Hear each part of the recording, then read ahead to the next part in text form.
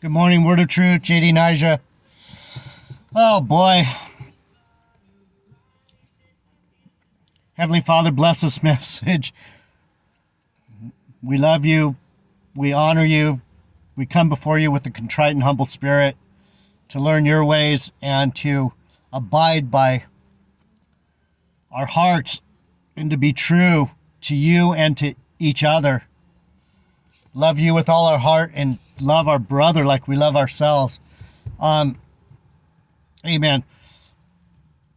All right, so I went into wrong, right, Ziggy Marley. You know, people can say what they want about Rastafarianism. As far as I can tell, it's the closest thing to true doctrine that we've found. You know, they say Haile Selassie from Ethiopia was a reincarnation of Yahushai. For some reason, I believe that might be true. Haile Selassie was the first commissioner or whatever of the United Nations. So if Yahushua is going to set something off as a man, what would he do? He would come and fight for his people and actually integrate himself into the system to cause whatever he needed to cause to happen. So whether Haile Selassie is regenerated Yahushua, we don't know.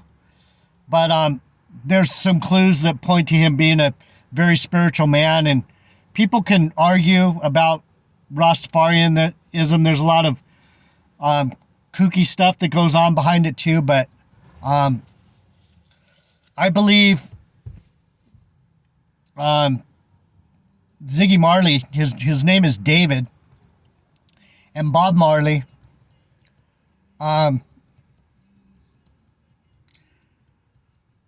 could be reincarnations of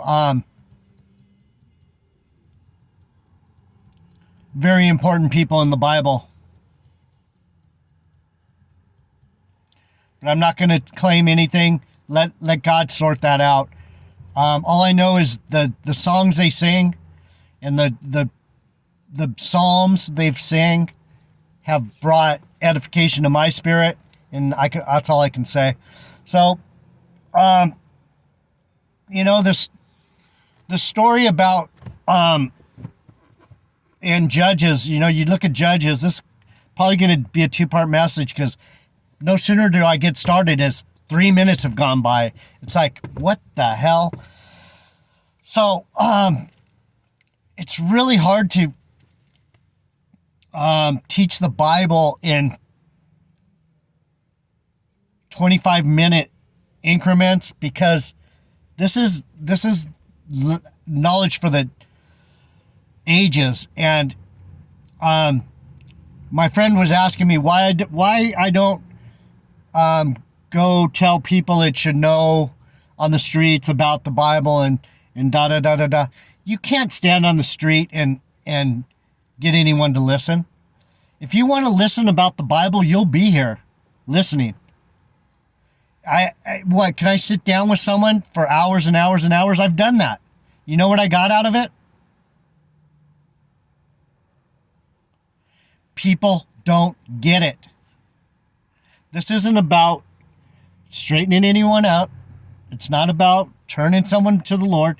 The Great Commission is, you know what? There's going to be people that want to hear it and want to know about the Bible, and there's people that don't. You can, like I was saying about the narcissist, you can tell someone something. If they want to be your friend, they'll go, oh, yeah, I get it. But are they really searching?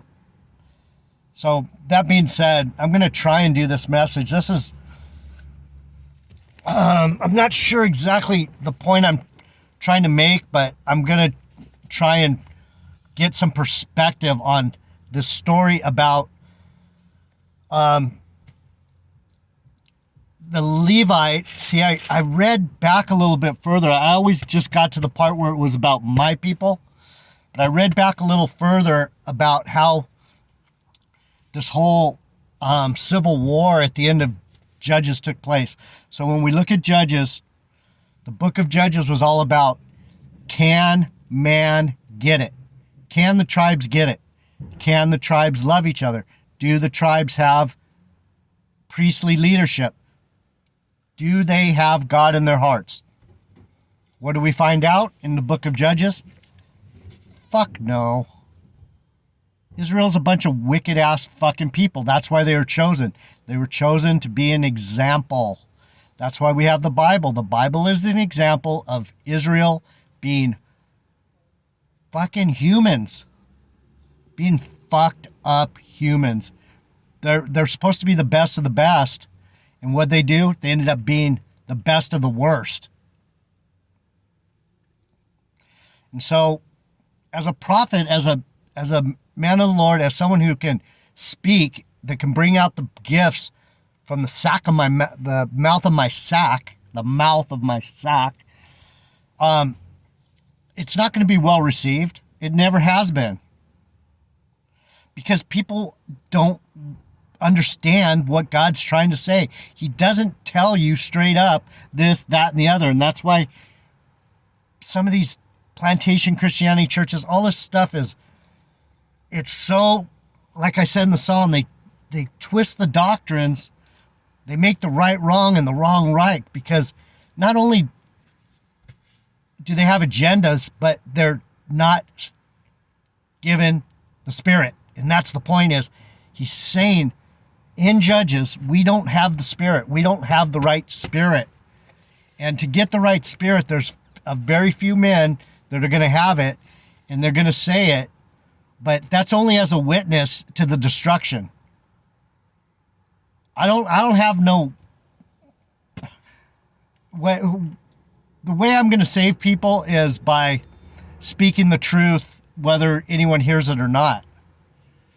Because at the end of the day, the love, there's a hummingbird out there. You see him? See him right there? Came to say hi to me. At the end of the day, it's about some men knowing the Lord and walking on the earth. And those are the ones that are in the spirit of Yahushua going, you know, I could tell you everything's going to be peachy keen and all that. But to tell you the truth, I'm going to come back and fuck you up, because you're not going to get it anyway. And you know what you're going to do to me for telling you that? You're going to fuck me up. You're going to put me on a cross. You're going to slaughter me. And that love that I have for you is going to manifest later in the fact that you realize that you didn't hear me, you didn't know me, you didn't know my Father, you didn't know the story. You're telling me it's this truth, that truth, and the other truth, instead of just asking me, what is the truth, Lord? Why are you asking everyone else? Is anyone asking me? No, they're not. You know why? Because I'll tell them the truth. Who are they asking? Who are these people out here asking? The people that don't know the truth. So anyway, I'm going to go into this story about how these Benjamites, some of these Benjamites were very, very evil, wicked, of Belial. If you're of Belial, you are a reprobate. You are a wicked, you didn't know Yahushua. So I looked into the word Belial, and it means reprobate, and I looked into the verses. The verses that refer back to children of Belial are in Deuteronomy. That was really interesting. Deuteronomy 13:13. I'll go there real quick, because the most interesting thing wasn't about Belial. It was about marking your body.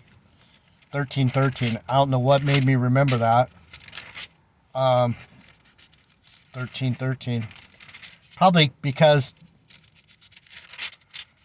13:13 is esoteric numbers. 13:13. Certain men, the children of Belial, are gone out from among you, and have withdrawn the inhabitants of their city, saying, let us go serve other gods which you have not known. Then shall you inquire and make search and ask diligently, and behold, if it be truth, and the certain thing that such an abomination is wrought among you, Then surely you shall smite the inhabitants of that city with the edge of the sword, destroying them utterly. So this plays into the story that I'm getting into. He's saying, when you find wicked men, you have to put them to death right away. They have to be taken out because their wickedness is going to spread. And when it says they have withdrawn the inhabitants of the city, they lured them out. They lured them out with their sex stories, their penthouse fucking fiction about how the wife came down and sucked his cock and licked his ass or something.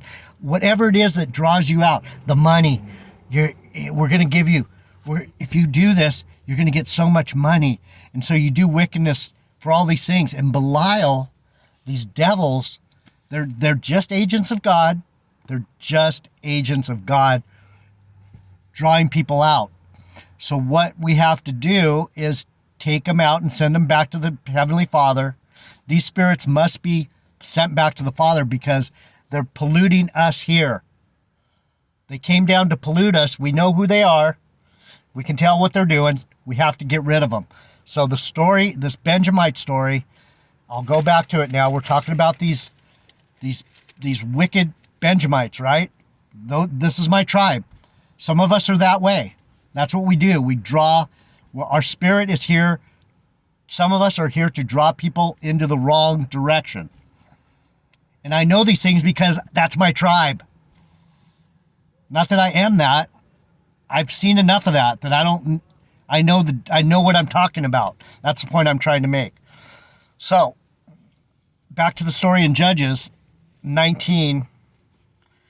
And it really starts at the beginning of Judges. The whole book of Judges is full of stories about how the Lord had to raise up men that stood up for him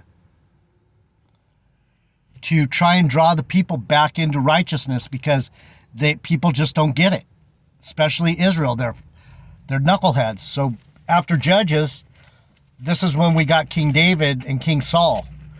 If you go, after the book of Ruth, where it's like, okay, the Lord said, I need to change this up.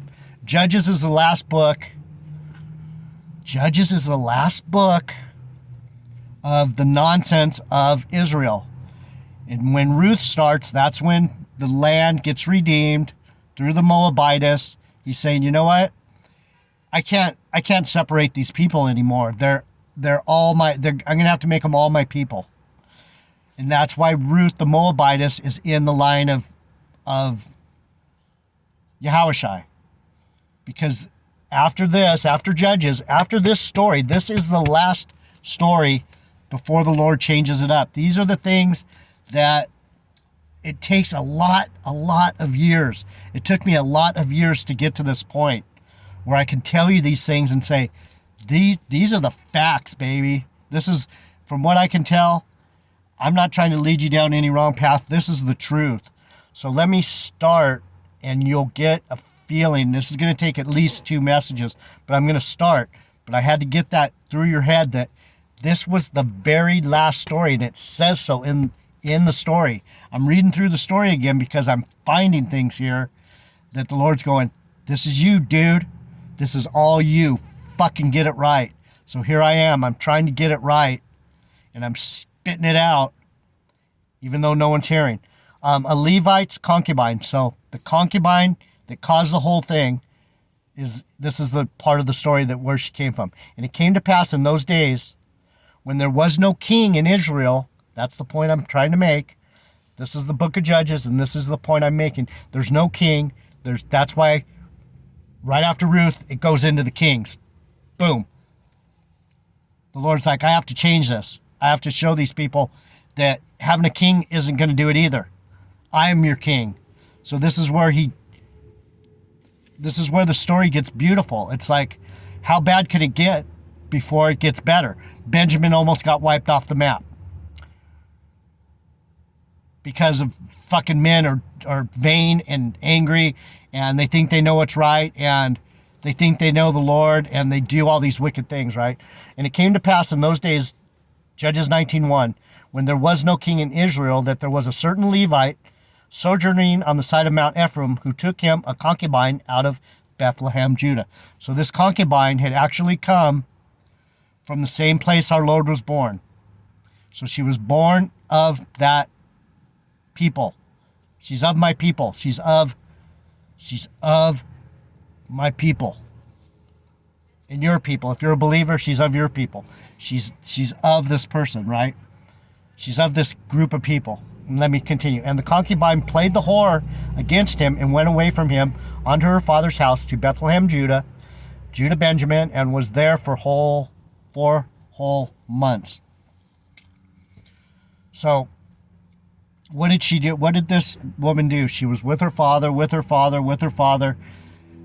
This man, this Levite, took her as his concubine, as his wife. He took care of her, and she took care of him until she didn't. She went back to Bethlehem, Judah, and this is where I have to dig in more. This isn't the point of the story. There's something there too about her going home, but I got to get deeper. This story is one of the deepest stories in the Bible. And her husband arose and went after her to speak friendly unto her and to bring her again. So when it says her husband, she was a concubine, but she was still his wife. So his wife split, went home, and was fucking other man, fucking around. And her husband arose and went after her to speak friendly unto her and bring her again, having his servant with him and a couple of asses. And she brought him into her father's house. And when the father of the damsel saw him, he rejoiced to meet him. Oh, so you're the husband. Never met him, it sounds like. And it's like, yeah, I'm the dude. Wow, nice to meet you. Thanks for taking care of my daughter. And instead of saying, what's going on between you two?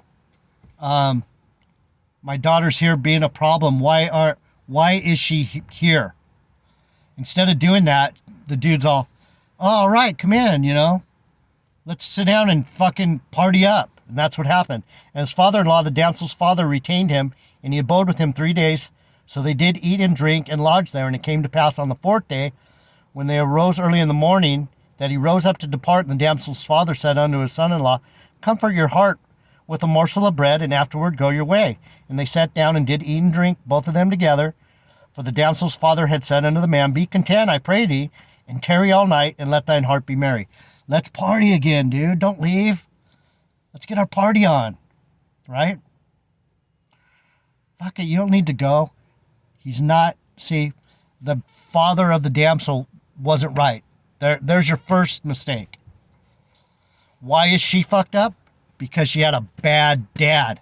The dad did not take control of his daughter. He should be saying, honey, you're going back with your husband, and not, dude, stay with me. Fuck, don't worry about her. Let's get our party on. And the Levite, who was of the priestly line, he's supposed to know better too. What is he doing wrong? The man should have said, I heard you're of the priestly line.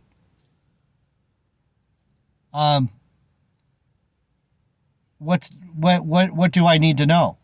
And the Levite should have been telling the father, you need to know that I care for your daughter and I promise to take care of her.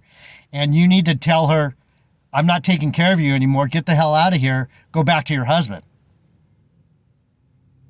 These are the things that go on in this society all the fucking time.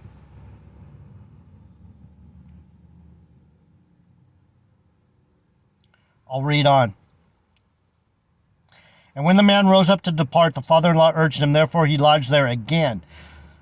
And he arose early in the morning in the 5th day to depart from the damsel's father, said, comfort your heart, pray thee, and tarry till the afternoon. And they did eat, both of them.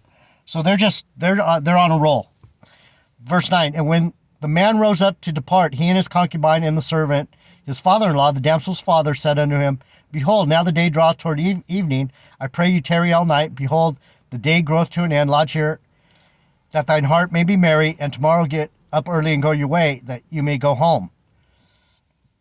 Finally, he's what he's doing. He's doing the future faking. Oh, tomorrow. I'll do it. Wait, you can go tomorrow. Oh, just stay tonight. That's what I was talking about in the first video. Wrong, right, wrong. You got to do what's right. You can't let people fucking draw you away. And that's why I'm so adamant and mean-spirited, because I see the wicked men drawing people away from the Lord, and it vexes my spirit. And I see the wickedness of this world. People don't know how to do things right. They don't even try to do things right. They just do whatever's in their fucking heart. Their wicked ass fucking heart. Salakia. But the man would not tarry that night, but he rose up and departed and came over against Jebus, which is Jerusalem, and there were with him 2 asses saddled, but his concubine also was with him. So the bitch went with him. He's like, they couldn't, neither one of them could argue that. This bitch needs to go with me. And I'm trying to be nice about it. And so they were partying up, and when they were by Jebus, the day was far spent, and the servant said unto the master, Come, I pray thee, and let us turn in unto the city of the Jebusites, and lodge in it. And his master said unto him, We will not turn aside hither into the city of a stranger. This is not of the children of Israel. We will pass over to Gibeah. So instead of staying in with the Jebusites, which were heathen, the Levite had enough sense in his mind. He's going, God, I know God doesn't want me to stay with these people. Regardless of what's going on, I can't do that. We got to keep moving. So what happened is, it's kind of like what happened recently with me and my friend.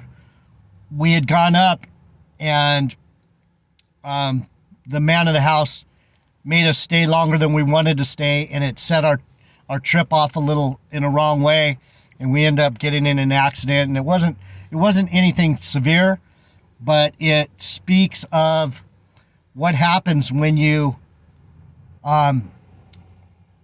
lodge with people that aren't your people. That he's a nice man, and he's a man of the world. He's not my people. And for me, that was a lesson to me that, you know what? You don't need to be following men of the world. So that being said, I'll continue. There's a lot of lessons here. So he said, no, we'll keep going. We'll go to Gibeah, right? In Ramah. And they passed on and went their way, and the sun went down upon them when they were in Gibeah, which belongs to Benjamin.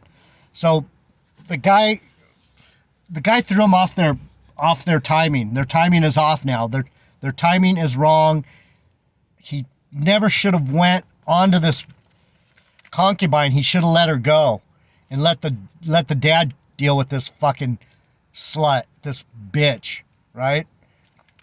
Because if he would have just let it go and said, you know what? She's not my wife, and I'm going to point something out real quick, if I can remember where the verse is. It's Jeremiah 31:30. Thank God I went right to it. 31:30. Is that it? I might have to come back to that. 31:1.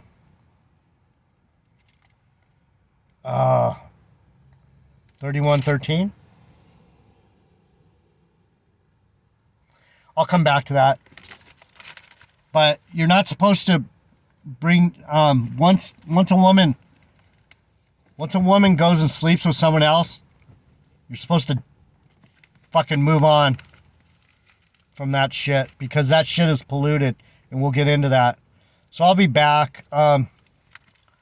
We're talking about the Levite who went to get his wife, who was playing the harlot, should have never went. The reason he never should have went is because he's going on to a family that wasn't right. the father did something to this woman to make her want to stay home and not be with her husband and not serve and not move into covenant with God. You have a Levite husband, you fucking bitch. You stay with that man. I'll be back. JD Niger, word of truth. Fucking hard truth.